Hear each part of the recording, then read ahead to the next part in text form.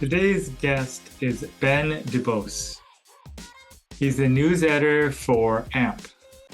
Ben, thank you for coming on the show. Absolutely. Glad to be here. Great. No, I wanted to talk to you for a while. I mean, I think you've been the news editor at AMP for it looks like 8, 9 years.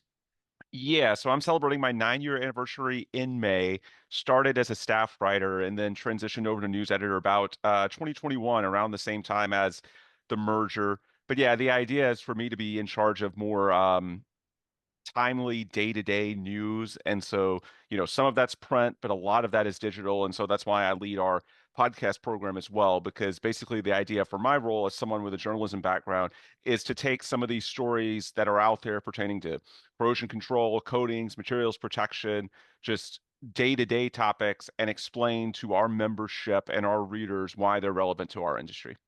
Got it. So you have pretty much a good sort of a lay of the land of, what you saw as when you came in and where it's at now. Describe to me sort of the evolution. Yeah, it's been very interesting because I came in 2016, and before that, I worked in independent oil and gas media. So I knew a little bit about corrosion control and coating strictly from oil and gas clients.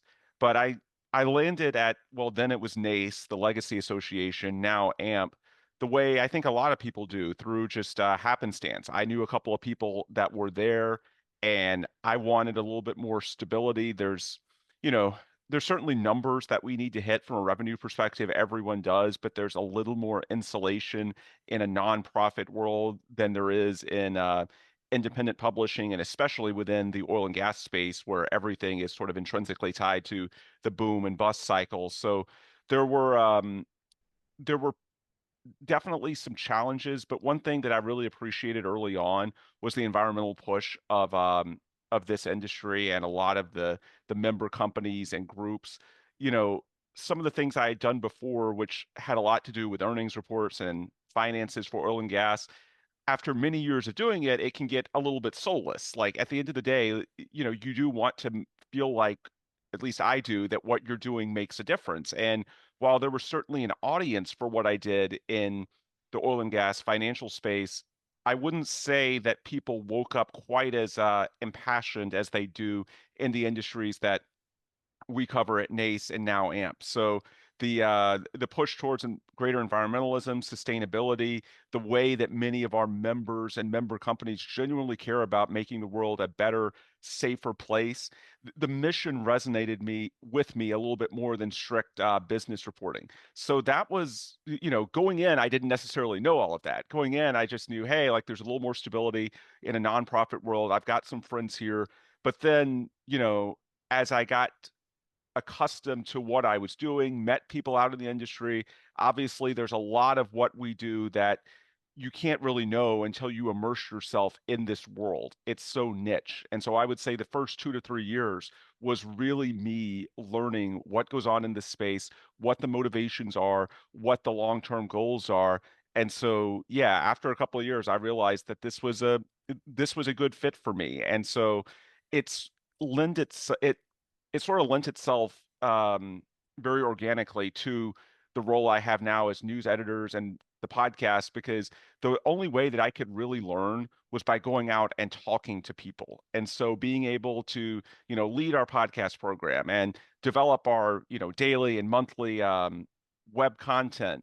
And so turn around these news items and make them relevant to our membership. That, to circle back to your question, was exactly how I learned. That was exactly how, in a space this niche, and I don't come into it. Again, I have a journalism background. So I did not go to college for engineering. Was not an applicator. I don't have, you know, years of training in this space, and I don't have that level of technical background. I look at this from a content perspective. So the only way that I could bridge that gap was by going out and meeting people, asking follow-up questions, having genuine conversations that were understandable to a layman such as myself. And then the idea is that if they're understandable to me, then I can make them understandable to a mass audience. And so that was the approach I took to sort of learning my job and what I do today. And I think it's just sort of organically led to the role I have now, which is sort of trying to humanize this greater technical content, these case studies, these technical articles that are out there in the industry, and helping turn them into something that's more mainstream acceptable. Absolutely. You talked about sustainability and the push, around this association that, focuses primarily on protecting assets. What are some of the sort of areas that, the industry is sort of pushing for that change? Um, Certainly, climate change is a big factor there, and full disclosure, I'm based in Houston, Texas, so we have seen our share of natural disasters over the past decade, Hurricane Harvey, and then this past year, both Hurricane Beryl and the derecho that came through in May. Actually had a decent bit of roof damage myself from the derecho last May, so that definitely humanized this topic. But when you live in a fairly tropical location like I do that has severe weather, and a lot of our clients, especially the ones that I meet with, our customers, our member companies that are applicators out here in this region, you hear about what people are looking for. And when you have those experiences yourself and you see them firsthand, it resonates all the more. So things like white roofs and silicone roof coatings. For Coatings Pro, we talk about the benefits of that a lot. Urethanes for greater heavy duty protection. And so a lot of times environmentalism and sustainability, people look at it from a regulatory perspective as a burden that's put out there by certain governments or political parties. But I think what's happened with my role here and, combined with where I'm based in the country is humanizing it. And so you see why it makes not just business sense, but practical sense. It makes people safer, it saves money. It checks a lot of boxes besides just simply saying that you're meeting a code. And so that's something that I've seen in this industry. I mean, I knew it going into, when I took the job in 2016, we all sort of knew where this industry is going. But I think, especially living in Houston and increasingly taking on a greater role with Coatings Pro magazine in particular, I work with our publications division, and I sort of work across the board, but the main two magazines that I work with, and these are AMP's member magazines, are Coatings Pro and Materials Performance. And so being able to see in the field the direct impacts and the benefits of some of these more advanced technologies that can either provide, heavy duty protection or greater temperature benefits in a super hot climate like the way it is in Houston 6 months of the year. That's something that, again, you read about it, you hear about it, but then actually seeing it firsthand and combining this knowledge at my job with real world experience, that's something that's definitely caught my eye for sure in the time that I've been here. Yeah, you mentioned those two magazines, and I think there's a different audience for each of those magazines. I For know sure. being a professional journalist, understanding the audience is very, very important. Yeah, for you, how do you differentiate the audiences? Who's the audience for Material Performance? Who's the audience for Coatings Pro? Yeah, that's huge. And there is some overlap to be clear, but just speaking broadly, materials performance is more on the technical side. So you have a lot of engineers, and that's why with the Legacy Association, NACE, MP was the member magazine. Now, for AMP, which is the combination of NACE and SSPC, the Society for Protective Coatings, both Materials Performance and Coatings Pro are member magazines. So there is a little bit of a shift going on with these publications. I don't think you can go out to the market and say, this is for sure what we do. No, you need to be responsive to the market. And so it's not the same now as it was when I took over 9 years ago. But generally speaking, materials performance is more on the engineering side, white collar. Coatings Pro tends to be the contractor, the applicator, people involved in the actual application out in the field. And it may not be, just the coatings contractor. It could be, vendors, surface prep specialists, but generally folks that are more blue collar going from job site to job site, materials performance, a little more white collar behind the desk. And so it's important to us in each publication to, and this is where I think you need a qualified editorial staff to be able to synthesize information and put it forward in a way that meshes with each audience. Because there are definitely some topics when it comes to coatings that, we cover in both Coatings Pro and MP, but we need to write about them in a little bit different way or tweak beyond just simply, oh, like each publication has its own style guide, but beyond that, which part of the job do we want to play up? Is it the technical benefits of, the coding system or the material, which we would for MP, or is it how it was actually applied, which is what we would typically do for Coatings Pro, because the idea of Coatings Pro is to be, you know, of job site assistance. We want to help people actually apply these coding systems out in the field. So you can take the same piece of information, but then distill it in different ways to mesh with each audience. And so that's a big part of what I do. But also, you need to continually stay in touch with your audience. So that's why, I saw you last week at the International Roofing Expo. We do regular surveys of our audience. So it's important to actually go out and meet people, get on the phone, do these surveys to make sure that you know where the market is so that you can adjust if you need to. That's the bottom line.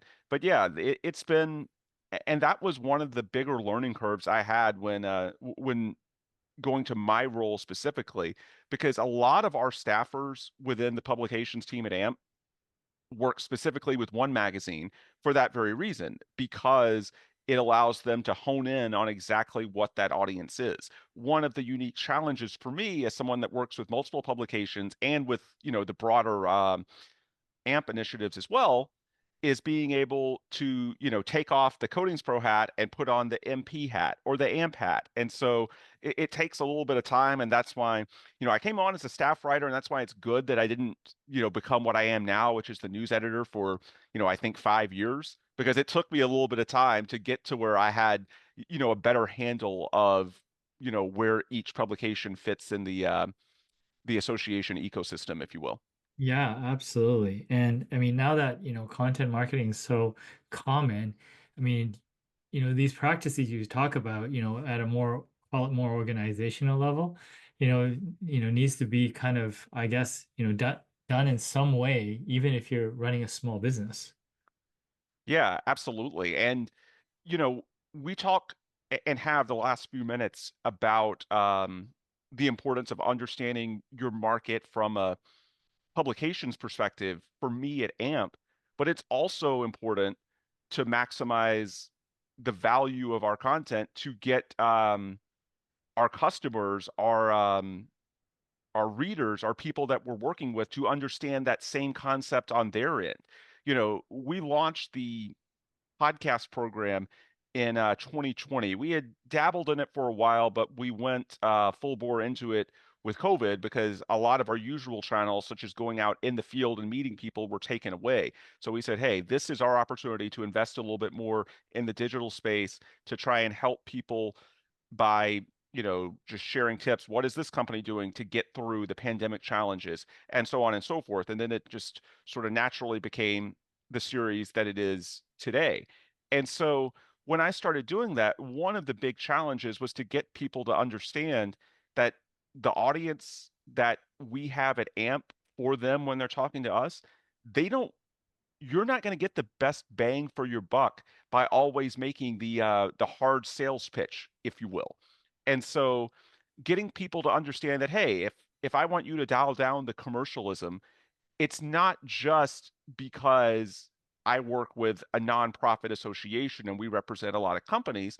No, we also try and dial down the commercialism because a lot of our audience, quite frankly, is going to tune out of a podcast or an article if they sense that it's going too far down that road to where we are too aggressively pushing one product or one technology. But obviously, there's multiple ways that you can do this. And so for me in my role when it comes to content marketing, it's getting, it's not just understanding that concept myself, that's part of it, but it's also communicating. And I think the industry has gotten a lot better at this over my decade or so in it. It's getting these companies to understand, hey, even if I'm not being quite as aggressive as you know, every company loves their technology. Otherwise, for the most part, they wouldn't be there.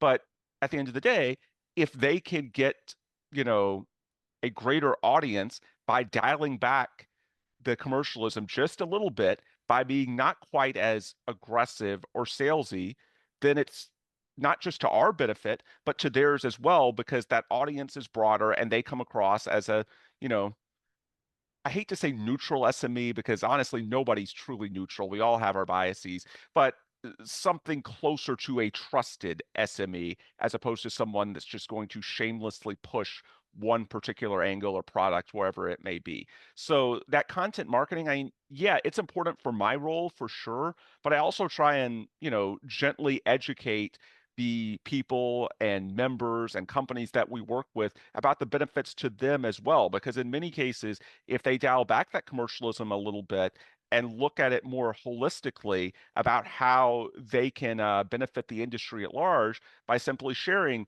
certain technical benefits of, an application practice or a product, whatever the case may be. Obviously, it varies depending on what publication we're talking about.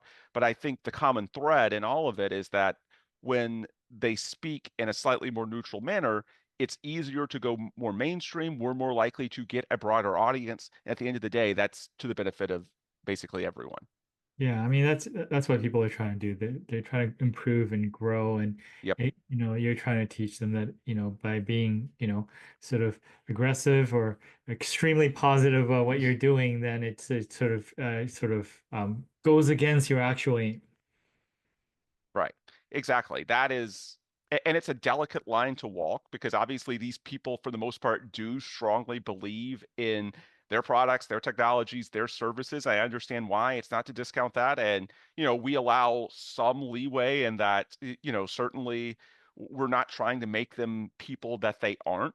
But if you can, humanize it a little bit, make it more relatable by looking a little more neutral, by being a little more down the middle, then ultimately it increases the audience and it's to everyone's benefit. And so that's sort of the secret sauce. And I don't want to say we've, figured it out just yet because we're always learning, but it's definitely gotten better over the years that we've done that. And that's something that I take very seriously, but also give credit to people out in the industry. I think, generally speaking, there are always exceptions, but for the most part, companies are getting smarter. These media and PR advisors, they see the value in not always doing the hard, aggressive sell, if you will. And ultimately, that's, gives us as a nonprofit association much more content that we can distribute freely to our members without seeming like we're putting our foot on the scale. Yeah, for sure. I mean, it makes sense. I mean, coding anything industrial, it's a consultation process, right? So if Hmm. you know that if you came to someone that you know not every time the answer is with them, and maybe every once in a while they refer to someone else, a certain level of trust that you can develop there. Right, exactly. And, you know, it's always interesting when I explain how I got to be the so-called podcast guy because when I went to school, I was primarily a writer. That's my background. I mentioned I started with NACE as a staff writer. And so when I went to journalism school at the University of Missouri, I was primarily looking at it through a newspaper lens. I graduated in the mid 2000s, so the newspaper industry was in a much better spot then than it is now. Eventually, economic realities, sort of pushed me to look at other forms of communication, other forms of media. And so before I started doing more in the digital space within corrosion and coatings, um, I call it my other life. But I'm a diehard sports fan. I live in Houston, and so I follow every Houston sports team, also University of Missouri because that's where I graduated. But the Houston Rockets are kind of my baby, and so I used to freelance. Well, I used to write sports more frequently. I still freelance some. And in the mid 2010s, somebody asked me to host what at the time was the first daily Houston Rockets podcast. And I didn't really know what I was doing. Quite frankly, I was shocked because I was, a just an occasional blogger at the time. But I said, you know what? I've got some time. This seems fun. I like doing this anyway. And I started that about a year before. I think it was 2015, right before I made the move to AMP. And for the most part, it was a labor of love. I got a little bit of money out of it, but it's not my day job, so to speak. And I don't do that anymore. I still, freelance a little bit here and there and do, some every other week type podcast on basketball. But what that experience taught me, had to give that up a little bit when I got more busy with the role I'm in today with AMP. But what that experience taught me was the market that's there when you really hone in on a certain niche. And so I mentioned me with the Rockets in basketball. So, based in Texas, this is a football heavy state. And also here in Houston, the Astros have been on a historic run over the last 8 to 10 years. And so the Rockets were a little bit of an afterthought when it comes to the more traditional, sports talk media avenues. And yet there obviously are people buying tickets to the games and watching on TV and so on and so forth. And they just weren't being represented in the more mainstream channels. And so when I started doing this on a regular basis, even, close to daily, the fact that people still tuned in, that they wanted content specifically tailored to them, it sort of opened my eyes. And so when I sort of pitched the folks at Nace and now AMP on this podcast idea and an entire business model with that, it was with that lesson in mind that, hey, this is a space that while, we all take a lot of pride in what we do, but at the same time, these are not, in most cases, the sexiest jobs. And so they're not getting coverage on, the nightly news or the front page of the New York Times or CNN. So there's a big opportunity for people like us at Coatings Pro, at Materials Performance, at AMP to really hone in on the day-to-day lives of these people and make an impact. And, historically we had done that through these monthly magazines or bi-monthly in the case of Coatings Pro and, technical articles and case studies. But what I'm trying to do with my role is to make us much more of a day-to-day resource. And so the fact that I had this podcasting experience, even if it was in sports, at the end of the day, it's still the same concept. You're trying to be conversational. Obviously, you learn just as you have how to record, how to host, how to, prompt your guest. It is a fairly similar skill set, but then just going a little bit deeper in terms of what are you actually trying to do with this medium. You're trying to engage your audience on a much more frequent basis, as opposed to, being a print magazine that somebody picks up whenever they have some spare time to read. We want them to, subscribe to our podcast and check, once a week if they can, or, type in coatingspromag.com, materialsperformance.com, give them a reason to type in those websites, hopefully every day. And so that experience that I had in sports, and just by sort of luck, being a big fan of a sport in basketball that's, a little bit second fiddle at the moment in Houston based on, just geographic factors, it's made for it made the transition a little bit easier for me in that these industries, I don't want to say they're less important, but many times they are underrepresented in some of the more mainstream spaces. And so my experience with basketball and the Rockets sort of taught me, hey, like there's a way that we can integrate ourselves with our audience on a much more frequent basis in this digital space. And so, the websites, podcasts, webinars, there's a lot of different ways you can do it, and what makes sense is going to vary from one company to the next. But at the end of the day, there is a common thread there, and so that's the approach that I try to take with, the programs that I lead, be it the podcast, website content, webinars, and so on and so forth. Yeah, it's just one of those things, right? Exactly. Yeah, I think sports you can learn from a lot of, different things that happen there. Yeah, for a while there, my first career is at sports marketing Oh, agencies. nice, nice. It was very fun, and sports is a very unique thing because when you're, let's say you're marketing products or something, you know what you're marketing.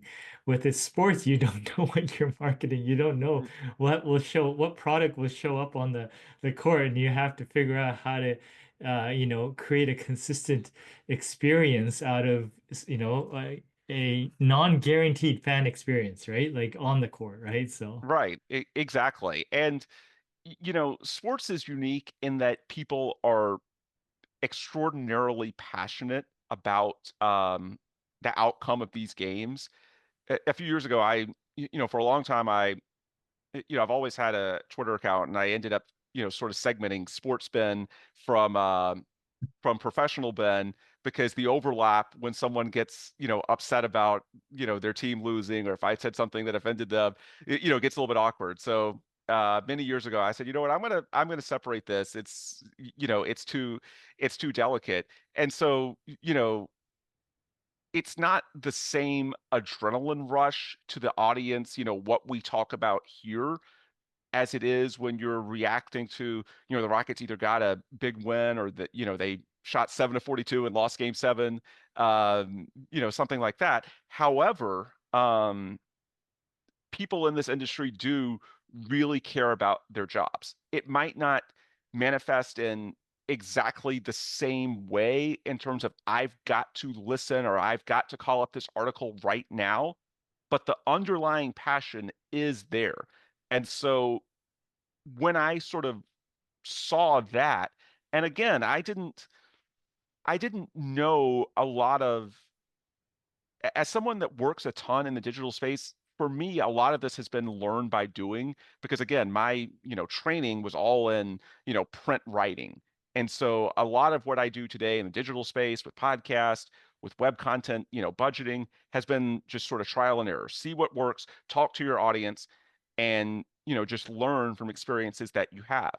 And when you get out and talk to people and you see, and this is where, with AMP, we take our volunteers especially seriously. I mean, we obviously care about everyone that's a member, but it's the volunteers that really keep an association like AMP going. And yet, in almost all cases, like, it's a volunteer position. They have their day jobs out in the industry, and what they do with AMP to help us, they are going the extra mile because they care so deeply about this industry, about the mission. And that's passion. It's not the same as, living and dying on, whether Jalen Green or Alperen Şengün hits the winning shot for the Rockets, but it is real passion. In some ways, it's deeper passion because it fuels these people for, you know, in many cases, 12 plus hours a day. The 8, 9 hours to do their day job, and then the other things they do for us, after hours, or when they travel to conferences like our annual that's coming up in April, and so on and so forth. And so when I looked at it through that lens, and you see the passion that people have for this industry, for the mission, again, it motivates me to do my job, as I said at the beginning. But beyond that, it also presents opportunities to do some different things that, historically, there haven't been that many, podcast channels in this space, because this isn't one of the sexier industries. But there's a pretty dedicated community of professionals and younger people that really cares about this, wants to learn more.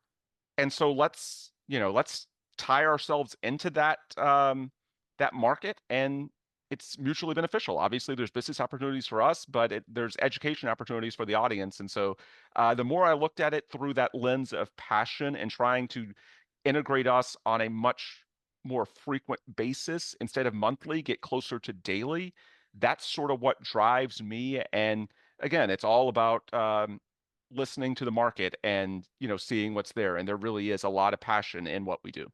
Yeah, for sure. How do you think AI and all these technologies that are coming in, do you see any change or things emerging out of that? Um, yeah, for sure. Anyone who says that they don't understand what's coming, they're not making enough of an effort. AI is a game changer. I mean, for us, just in a publications content space, we use AI for transcripts and synthesizing. And I've been pleasantly surprised. I know your question was about the industry, but just to give an example from my day to day, beyond just the automated transcript that I get through a service we have for our podcast and webcast, the summary capability is really good. Like, they can take, and I'm sure you've seen this yourself, a 30-minute conversation like the one between me and you, and do a pretty good job of condensing that into an outline bullet point format. And I use that sometimes just as the backbone of, an article to get me started. And so when when it's that developed already, and this was something that even 5 years ago wasn't really there, it's again, you're not paying attention if you don't think that it's potentially transformative, because just look at how far we've come in a few short years. So when we talk 5, 10, 15, 20 years from now, um, I mean, the potential is limitless. I will say, I think the bigger thing that we need to the push we need to make, and I think it's true in the publication specific example that I gave from a content perspective, and I think it's true if we're talking about, you know, automating application processes for, coding or material service or providers or applicators out in the industry. We need to make a push for the jobs that are always going to be there from interpreting that data.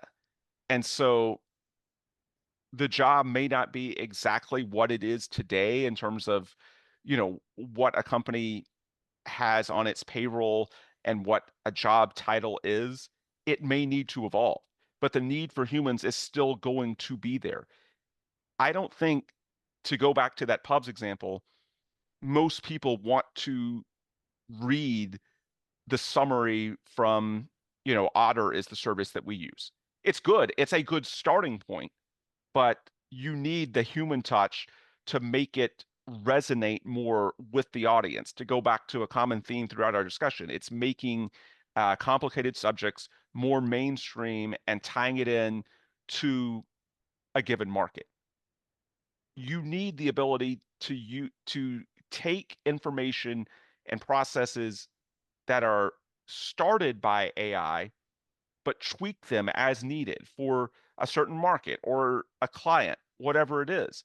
And I think, you know, it's exciting. I mean, we need to talk about it from the standpoint of not just, oh, is AI going to replace jobs? What if AI creates jobs? Because you're going to need more people to help interpret this data, or to, use this technology in the right way. It may not be the exact job that existed 20 or 30 years ago, but it is going to be a job because this space is so unique, and the needs of, not just one company to the next, but one client to the next. Obviously, geographies, countries, political differences when it comes to regulations. There's so much variance from one market to the next that you're going to need to be able to customize the data, the technology, the various outputs that you get from AI. And so I think when you go back to, we can talk about the workforce development.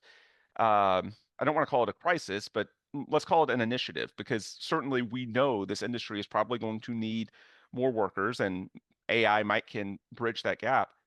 Well, we can talk at younger levels, and I say we, speaking to, not AMP, but the industry here.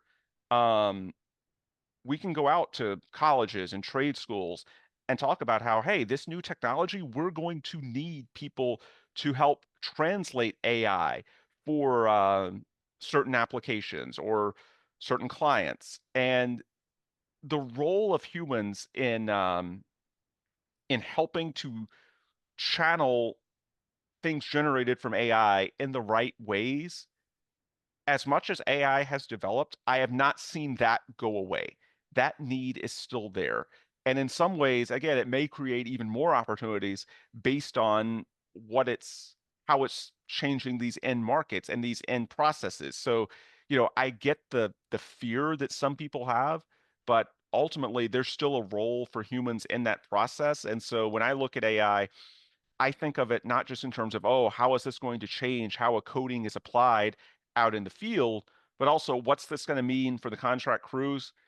It may change what someone is physically doing, but there's still going to be a need for people in that process. And quite frankly, you know, 30, 40 years from now, it might make this industry even, more desirable, because more people might want to do things on the AI side as opposed to physically getting their hands dirty. That's just one, very small limited example. But the bottom line that I think sort of runs across all of these examples is that there is a role for humans to help interpret and channel this data in the right ways. And that's at least for now my outlook on it. I'm excited by AI. I don't think it's anywhere near so advanced that there's not going to be a role for humans and human jobs in that process.